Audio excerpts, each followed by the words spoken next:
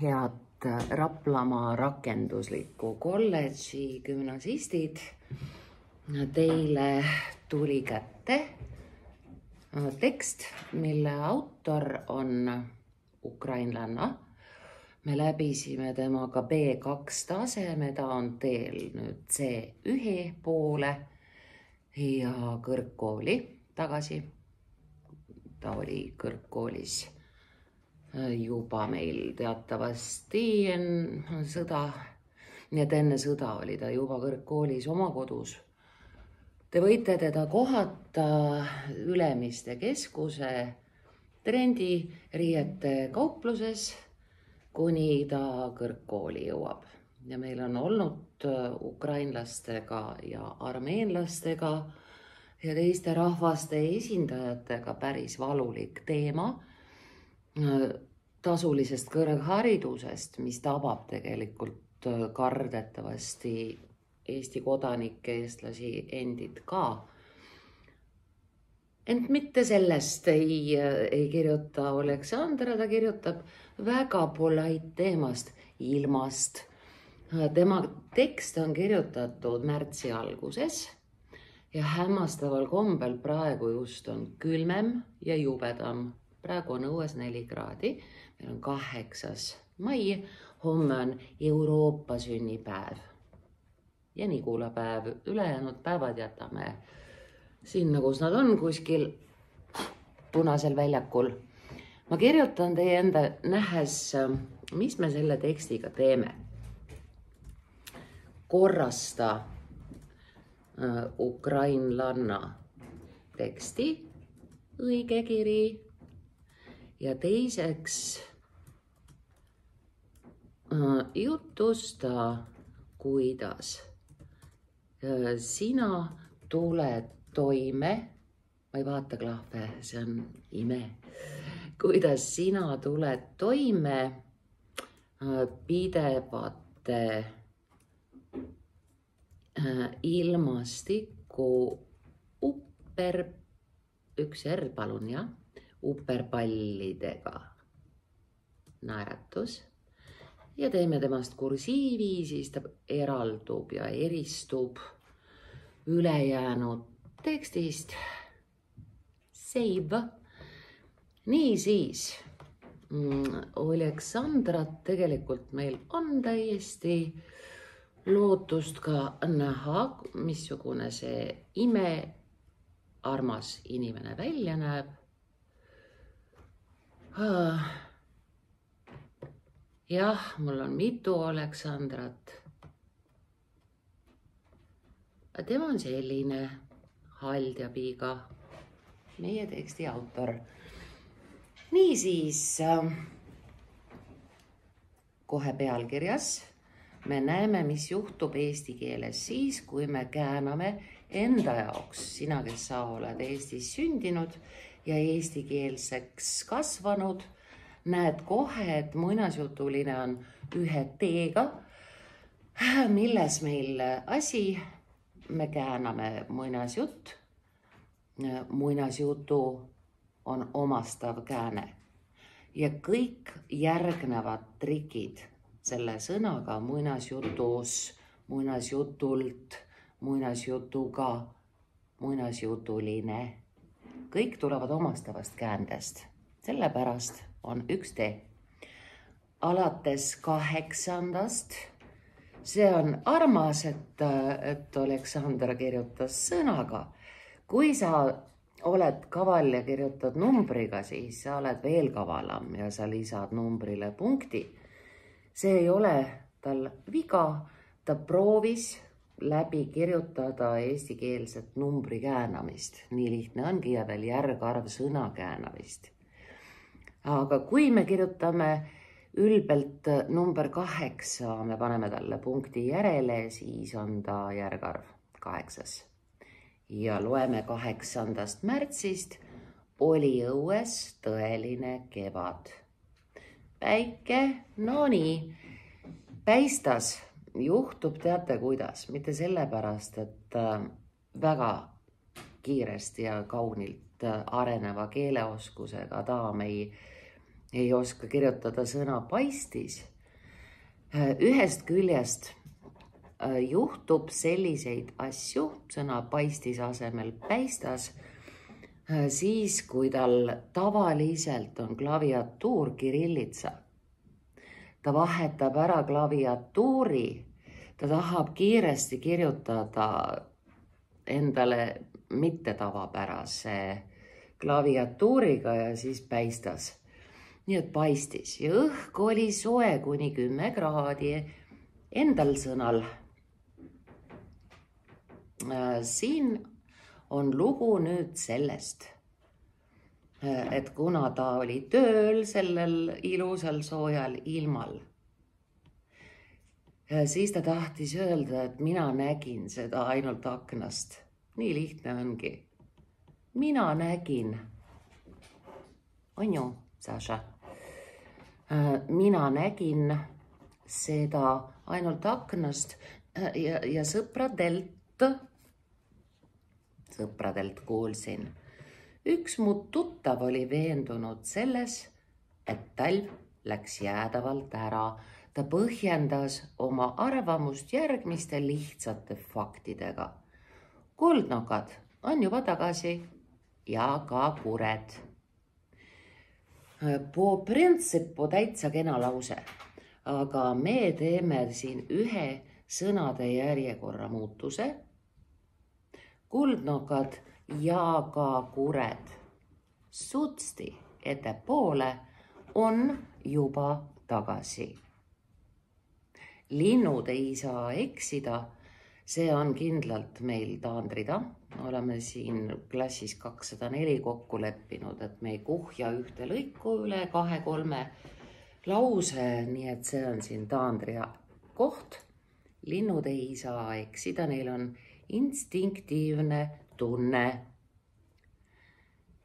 Las jääb, kuigi ta tiba natukene pisitasa tuubeldab seda väljendit. Instinkt, vaist on sisetunne ehk siis sisetundeline tunne, aga las olla. Mis me siin ikka nüüd nii pedantselt sorgime, eks ole? Vaatamata sellele, eile sadas lund. Vastab tõele, eile 7. mail ka igal pool Eestis oli maa, puud ja majad olid kaetud valge, Valga on linn, valge, see on näpukas, see ei ole sisuline viga. Sina oma tekstides väldid neid näpukaid sellega, et sa loed teksti uuesti üle. Valge lume vaibaga. Meil on see sõna lumi kasutusel kahte moodi tüvega.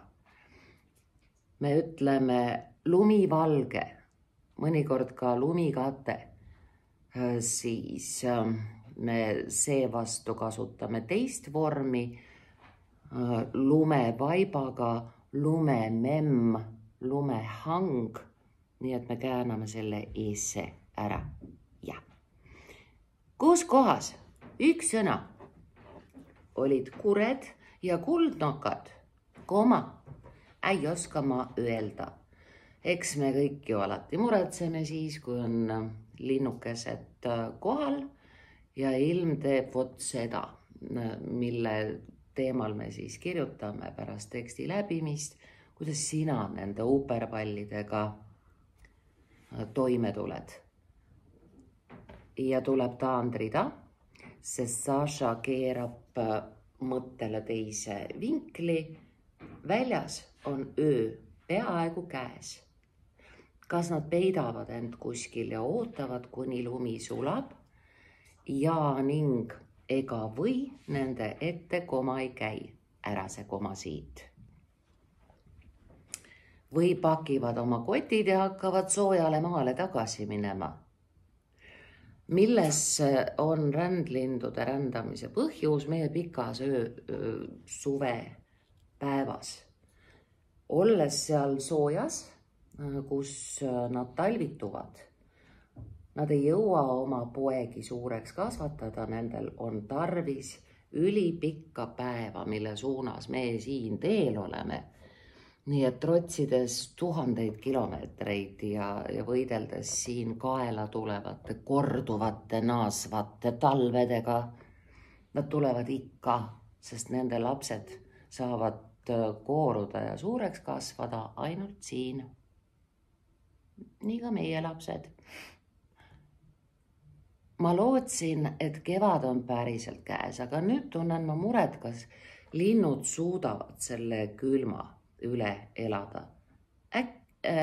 Tahan rida, sest siin me jätame autori muretsema, siis tuleb väike hingetõmbepaus ja siit tuleb tema pööre lootusrikkusele, ehk siis äkki nad ei lähegi tagasi, vaid lihtsalt otsivad peidupaika.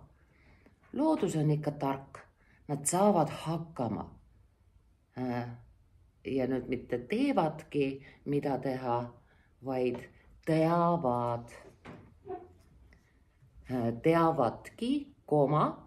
mida teha.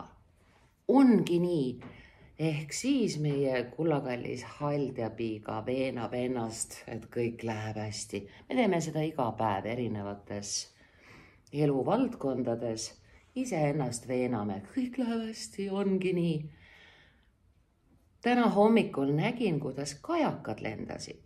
Veel enam, Saša korteri akna taga elab üks kajakas, nii et meie eesti keele tundide ajal tal on toas kass ja akna taga kajakas, kes võtab tundidest osa ja aeg-ajalt ütleb sõna sekka, see on nii äge.